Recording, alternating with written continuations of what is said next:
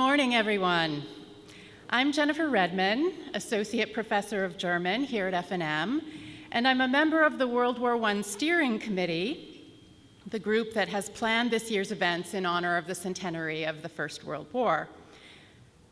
Last week, we had the honor of hearing a Common Hour lecture by this year's Mueller Fellow, Professor Jay Winter of Yale University, and I know that many of you were there. Professor Winter emphasized the global reach of World War I and its lasting impact, even 100 years later.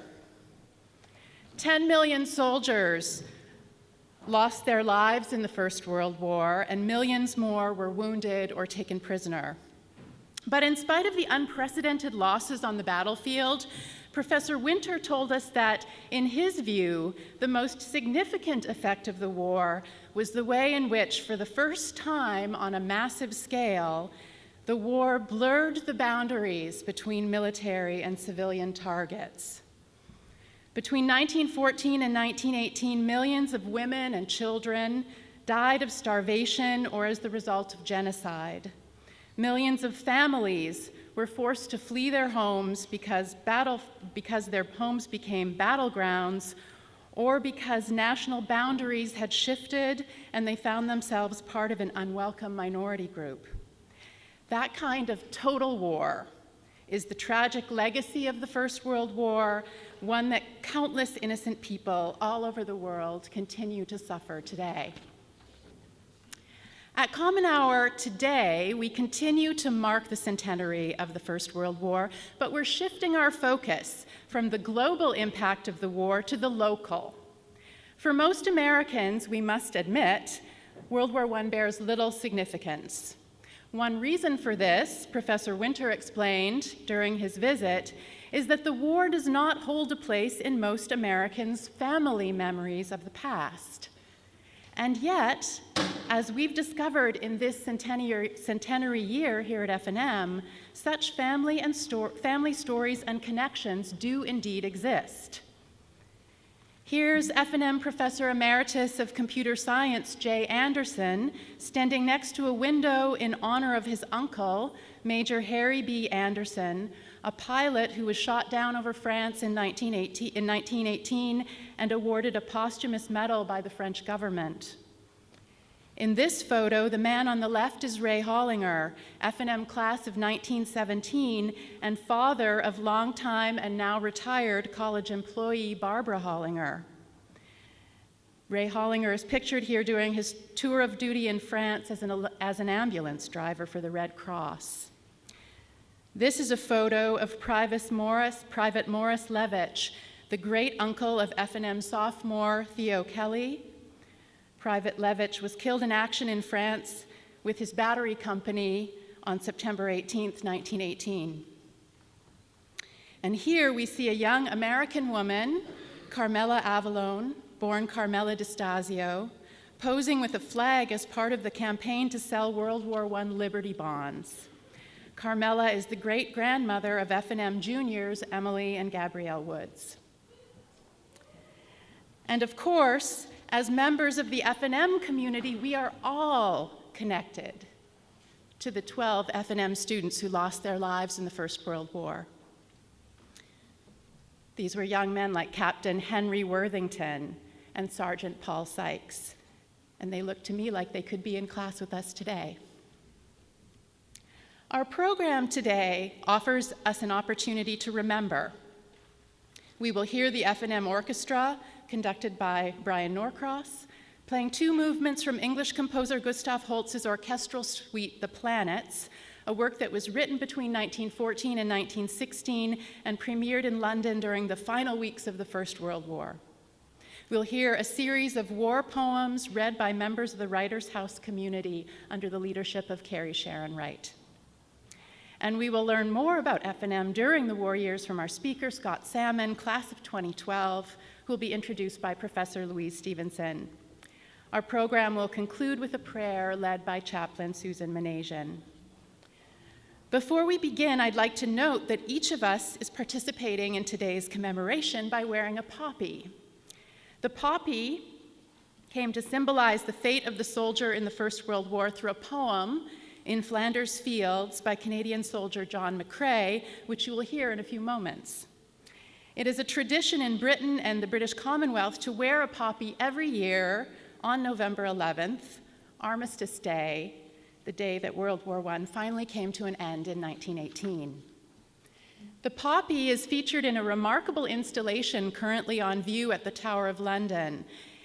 800,000 ceramic poppies have been placed around the tower, one for every soldier from the British Commonwealth who died in the war.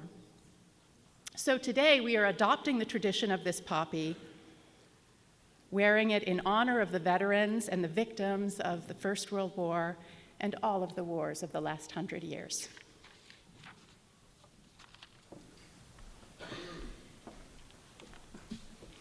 Hi, I'm Juliana Knight, and I'm here today with members of the Writers' House, and we're going to be reading poems by poets from World War I. I'm a sophomore and an English major, and I'll be reading In Flanders Fields by John McCrae. He was a Canadian poet who became a medic during the war and died in 1918 from pneumonia. In Flanders Fields, the poppies blow between the crosses, row on row, that mark our place, and in the sky, the larks, still bravely singing, fly, scarce heard amid the guns below. We are the dead. Short days ago, we lived, felt dawn, saw sunset glow, loved and were loved, and now we lie in Flanders Fields. Take up our quarrel with the foe. To you, from failing hands we throw the torch. Be yours to hold it high. If ye break faith with us who die, we shall not sleep, though poppies grow in Flanders Fields.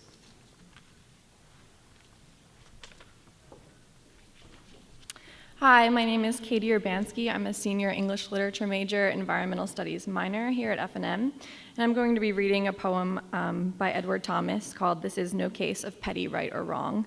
And this is regarded as Thomas's only poem that is explicitly about war. However, many critics have identified the theme of war and its effects on the individual and the natural order as one of the themes throughout much of his poetry. In 1915, Thomas enlisted in the British infantry, and he was killed in the Battle of Arras 2 years later. This is no case of petty right or wrong by Edward Thomas. This is no case of petty right or wrong that politicians or philosophers can judge. I hate not Germans, nor grow hot with love of Englishmen to please newspapers. Beside my hate for one fat patriot, my hatred of the Kaiser is love true. A kind of god he is, banging a gong. But I have not to choose between the two, or between justice and injustice. Dinned with war and argument, I read no more than in the storm smoking along the wind athwart the wood. Two witches' cauldrons roar. From one the weather shall rise clear and gay. Out of the other, an England beautiful and like her mother that died yesterday. Little I know or care if, being dull, I shall miss something that historians can rake out of the ashes when perchance the phoenix broods serene above their ken. But with the best and meanest Englishmen, I am one in crying, God save England, lest we lose what never slaves and cattle blessed. The ages made her that made us from dust. She is all we know and live by, and we trust she is good and must endure, loving her so. And as we love ourselves, we hate our foe. In the Franklin and Marshall Orchestra, we have two students from McCaskey High School, and we'd like to welcome our friends from McCaskey here today as well. Sometimes the arts reflects what's happening in life. Sometimes it's a diversion to what's happening in life. Gustav Holst's The Planet starts with Mars, the bringer of war, perhaps reflecting what was in fact happening in life.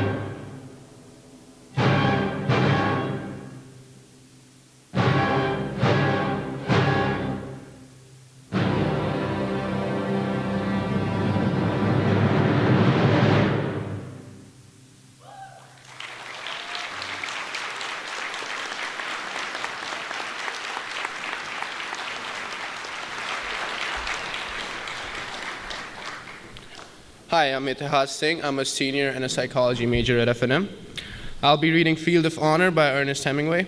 Ernest Hemingway was a Pulitzer Prize and a Nobel Prize winner. He wrote extensively about the wars of the time in works such as A Farewell to Arms. He was also an ambulance driver on the Italian front for a brief period and lived in Paris in the 1920s in part of the so-called lost generation of writers who were disillusioned by war and reflecting on it. Field of Honor by Ernest Hemingway. Soldiers never do die well. Crosses mark the places, wooden crosses where they felt stuck above their faces. Soldiers pitch and cough and twitch, all the world roars red and black. Soldiers smother in a ditch, choking through the whole attack. For we have thought the longer thoughts and gone the shorter way. For we have thought the longer thoughts and gone the shorter way. And we have danced to devil's tunes, shivering home to pray. To serve one master in the night, another in the day. Thank you. Hi, my name is Emily Woods. I'm a junior American Studies major here at FNM. I'm going to be reading excerpts from Epitaphs of the War by Rudyard Kipling. Born in 1865 in Bombay, India, Rudyard Kipling was a poet, novelist, and journalist. Educated in England, Kipling later raised his family there. His son, Jack, served with the British Army during World War I and was killed at the Battle of Loos when he was just 18 years old. A servant. We were together since the war began. He was my servant and the better man. A son. My son was killed while laughing at some jest. I would I knew what it was, and it might serve me in a time when jests are few. The coward. I could not look on death, which being known, men led me to him, blindfold and alone. RAF, aged 18. Laughing through clouds, his milk teeth still unshed, cities and men he smote from overhead. His death delivered, he returned to play, childlike, with childish things now put away. Bombed in London. On land and sea I strove with anxious care to escape conscription. It was in the air. Common form. If any question why we died, tell them, because our fathers lied. Thank you. Wow. I'm so proud to be able to introduce a former student. He has made us in American Studies and History incredibly proud of what our students can do. 6 years ago, Scott Salmon came into the classes that Allison Kibler and I were offering to freshmen. I had absolutely no idea then that I would be introducing him now to you all.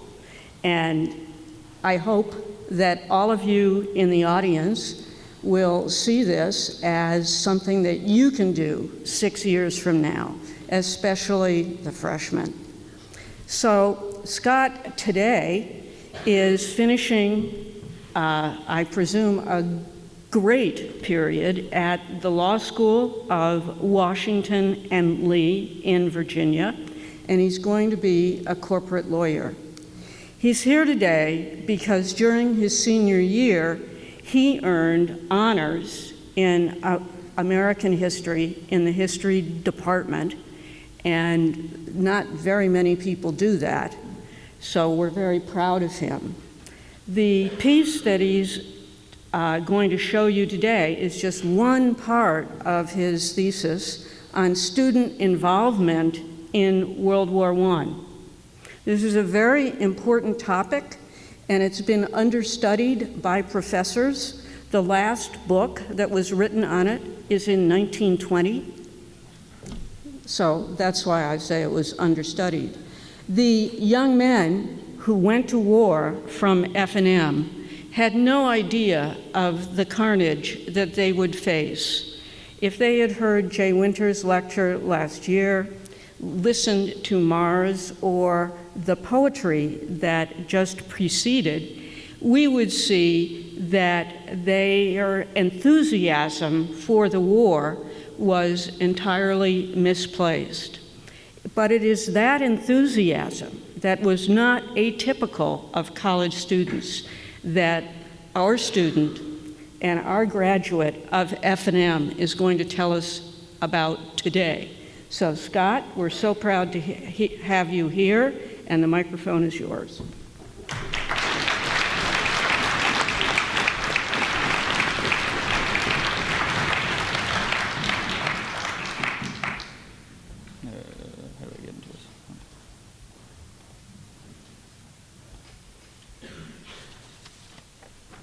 Okay, I'm going to start off by telling you guys a little secret.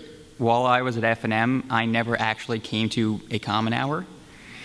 So I want to thank the poetry readers before me and the orchestra for giving me a heck of a first one to come to. But I know you're all aching to learn about the college during World War I, so let's get right into it. As you know, the war broke out in Europe in 1914, but it didn't break out into in the U.S. until 1917. So I really wanted to start with what was going on here in the meantime. As we found out that there was a growing sentiment among the students to sort of enter the war, to sort of make their contribution to the war. And on June 6, 1916, they did so by voting to ask the Board of Trustees to create this sort of voluntary program of military drill. It was about a 4-paragraph statement that they read to the board, and I'm just going to read one sentence from it. At this time, especially our country is calling upon her people to rise and meet the necessity for military preparedness for peace and against war. And I think that sort of gives you the sense of what was going on here, that these people, before the war broke out, over a year before the war broke out, they really wanted to get involved. They really thought that the students here really thought they had to make an impact. And over the course of the next year, in the, what was then called the Student Weekly, the newspaper, there were poems and other outcries. They were asking the school to let them do something, let them help out in some way. Eventually, about a month before the war broke out in March of 1917, F&M did what they asked. They created this voluntary program of military drill. And what happened was the students could choose either on Monday and Tuesday or Thursday and Friday from 3:30 to 5:30 p.m. They would meet on initially what's now the football field, although they quickly switched to what's now the residential quad behind Schneider. They learned regular infantry foot drills. They performed calisthenics. Students had the options to learn about semaphores, map sketching, and other military tactics. Eventually, once winter came, they moved into Disler House, which is now the bookstore, but back then it was the gymnasium. So to give you more of a little bit of a wider scope now, a little bit, is if we look at Lancaster in the area during this time. About the time that war broke out, as you know, there's a heavy German population here. So in Lancaster, they asked for this loyalty pledge. They wanted to know that everyone was supporting the war effort, that everyone was against Germany, even though some of their ancestors had been there. And there was a professor at F&M, his name was Professor Scheidt. He refused. He refused to do this, to sign this loyalty pledge, and he was ostracized. Over the next few months, he was mocked mercilessly, and eventually in January of 1918, he was forced out of the school. The school threatened to fire him, but instead he decided to resign for mental health reasons. So now, it's April 6, 1917. The U.S. finally declares war on Germany. Almost immediately, half the population of the school plummets. I'm talking by the time, from April 6th to by the time the school let out for the semester, half the population of the school was gone. They all wanted to go off to war. They all ran off to do so. It became so bad that President Apple at the time was forced to consider coeducation as a means of bringing in additional students into the school. The school eventually, because they didn't have any students, they had to close Old Main temporarily because they couldn't afford to pay for the coal to keep the building warm. They had to consolidate the buildings. Classes met in the science building and Watts Paster Library instead of their normal classrooms. And the school was in trouble. Schools all over the country were in trouble, and some were even forced to close. Now, really, the horrible moment came for the school in September of 1918 when they lowered the draft age from 21 to 18. Now, you think for a moment. This is a school, an all-male school, where everyone was 18 years or older. So now the school was facing the possibility of all the students being taken out of school. President Apple and the rest of the school were starting to panic. Luckily, the War Department realized what they were doing when they lowered the draft age to 18. And so they created what was called the Student Army Training Corps. You can think of it a lot in the sense like ROTC. The program was designed to cover 524 institutions, 165,000 students, and the purpose of it was to allow the students to train for the war, where they would eventually go over to Europe, but in the meantime, they could stay at the school, the schools would stay open, and they would get both the military training they needed and the education that they needed. As you can see, the 20-year-olds were given 3 months before they would be deployed, the 19-year-olds were given 6 months, and the 18-year-olds were given 9 months. When the 18-year-olds left, a new class of 18-year-olds would come in, and the cycle would continue. Eventually, the War Department would pay the school for their buildings, for their faculty. F&M gave up those so that way they could keep their doors open, and students in return got free tuition, uniforms, equipment. They got $30 a month, which today works out to about $473 a month. And all that in return for they got to stay in school, they got to continue their education, and they got their military training. So eventually on October 1st, 1918, that was induction day. That was when everyone met in front of Franklin Marshall Academy, and this the same ceremony that happened all across the country at all those 524 institutions. They swore them all in. They inducted them into the Army. Now I want to give you some sense of what it was like for them. So first we're going to take a look at my college schedule. This is what it was like for me here at F&M. I should take a moment here to point out that I had a great time at F&M, as you can tell. I think this is pretty typical of a college experience now, so I think that's why I'm showing this to you. Life when I was here at college was pretty great. It was pretty easy, but it wasn't that hard. So I want you to look at this for a moment because we're going to compare it to what life was like for them. This was what life was like for them. From 6:45 a.m. to 10 p.m. every single day, 7 days a week, they were busy. They had 2 hours for free time each day. That was it. Now, this program, I should tell you, this is actually Dartmouth College's schedule, but because we don't know exactly the exact timing of F&M's, but we know that it was essentially the same thing. The minutes might have been changed slightly, but they were busy all day, every day, from the time they woke up to the time they went to sleep.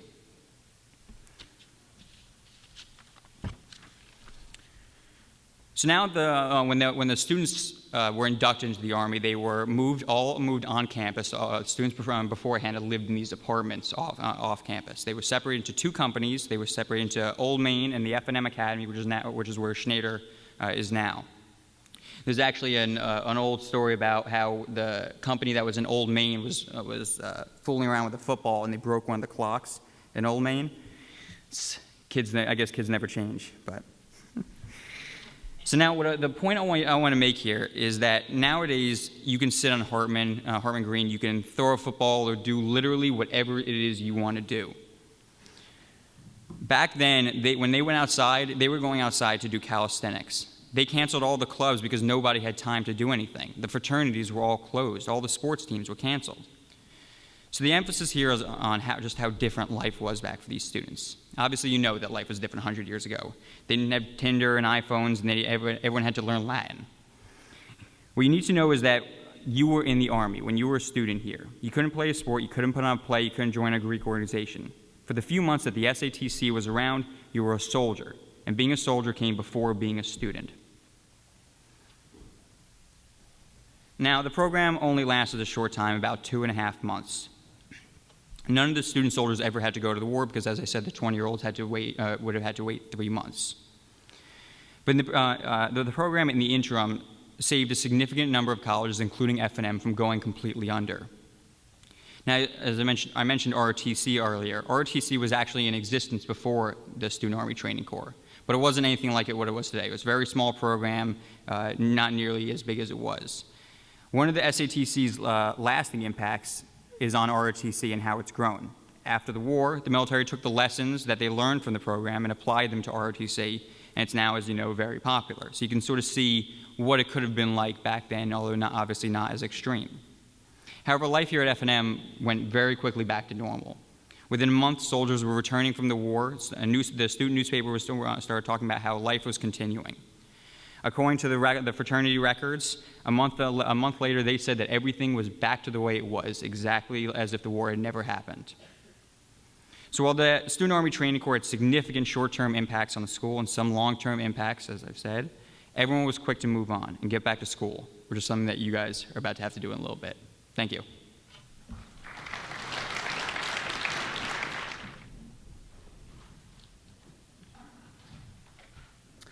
Hi. I'm Douglas Hill, and I'm a senior in creative writing. I'm reading an excerpt from The Wasteland by T.S. Eliot. The poem deals with the collapse of our civilization precipitated by World War I. Eliot had adopted England before the war, and here he adopts the pain of England. Unreal city, under the brown fog of a winter dawn.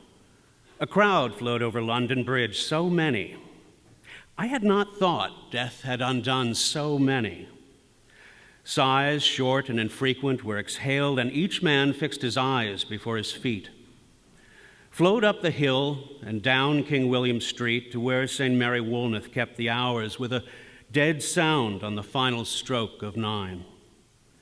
Then I saw one I knew and stopped him, crying, "Stetson, you who were with me in the ships at Millet, that corpse you planted last year in your garden, has it begun to sprout? Will it bloom this year? Or has the sudden frost disturbed its bed?" Thank you.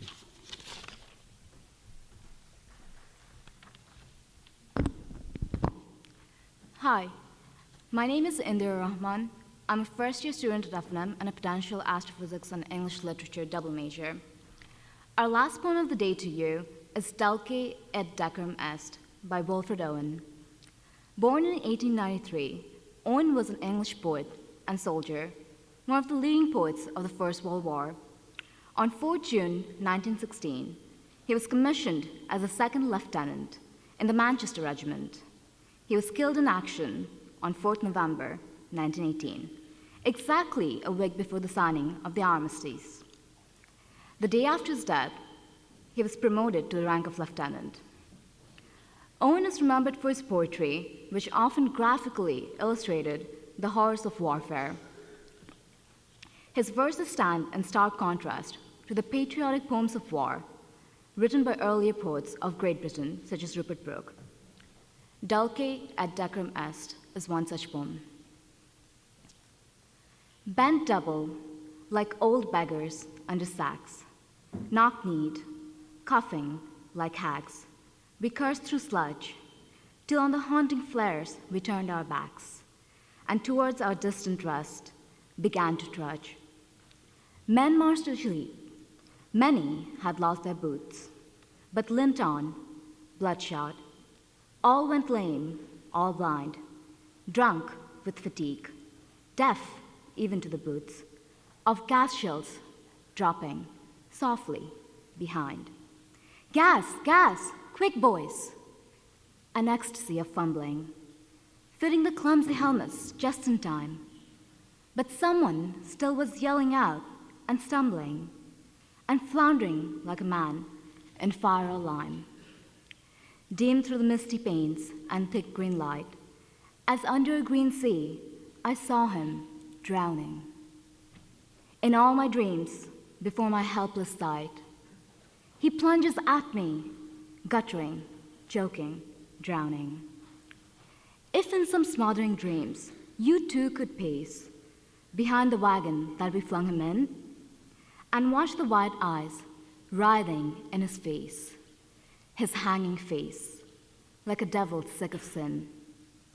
If you could hear at every jolt the blood come gargling from the froth-corrupted lungs, obscene as cancer, bitter as the cud of vile, incurable sores on innocent tongues, my friend, you'd not tell with such high zest to children ardent for some desperate glory, the old lie, dulce et decorum est, pro patria mori.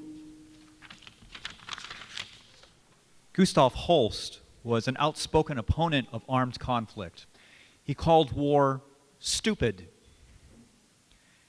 His diversion from armed conflict, his suite, The Planets, has 7 movements in it. It does not include Earth. That's because he wasn't writing about the planets at all. He was writing about the Greek mythology associated with those planets. We're now going to present for you perhaps the greatest diversion of this diversion, which is Jupiter, the bringer of jollity. Embedded in this is a famous chorale, a hymn, if you will, that was original to this work, was later extracted and turned into a patriotic hymn and also a liturgical hymn. And for the people of Great Britain, it became a rallying point. By the way, if you'd like to hear the rest of The Planets, November 15th, 8 o'clock in the Barsinger Center for Musical Arts, admissions free, the music's for you. Here comes Jupiter from The Planets.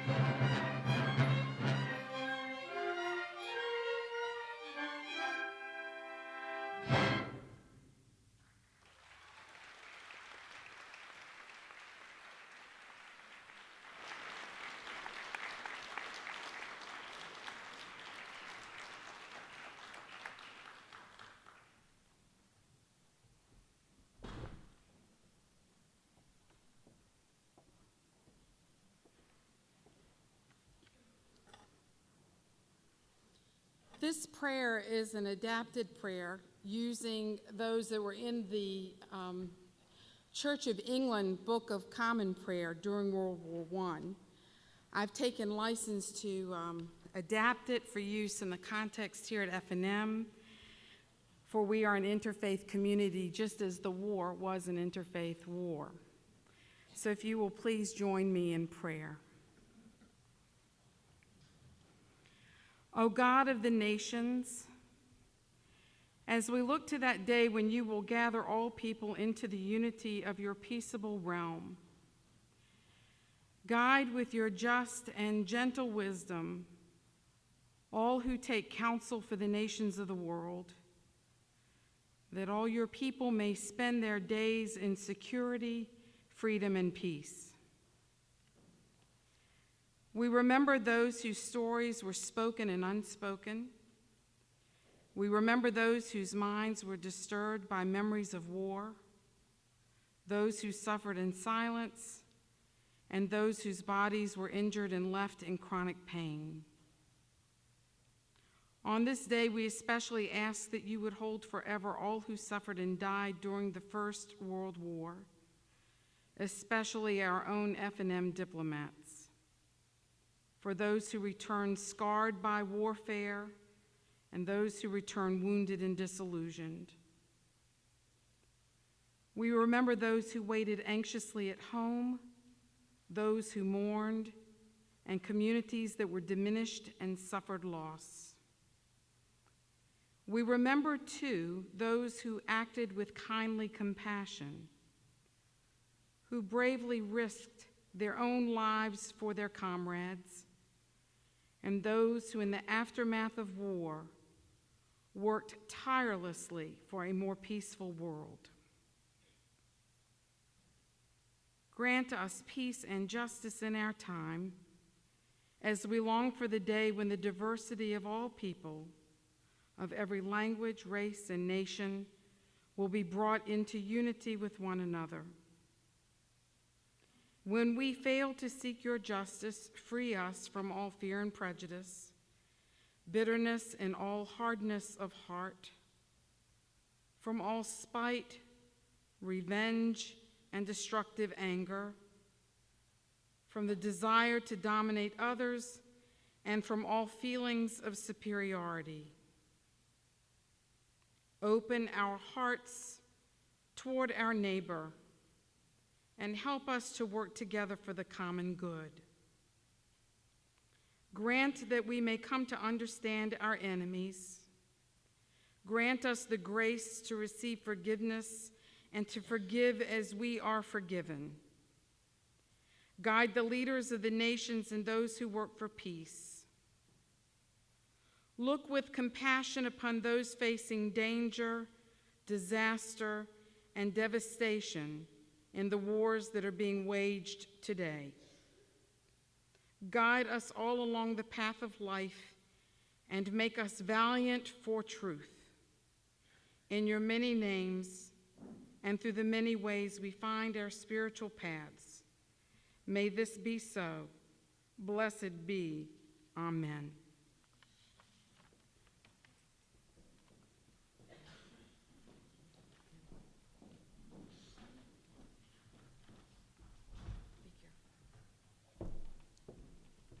With that, our program concludes. Thanks, everyone, for coming.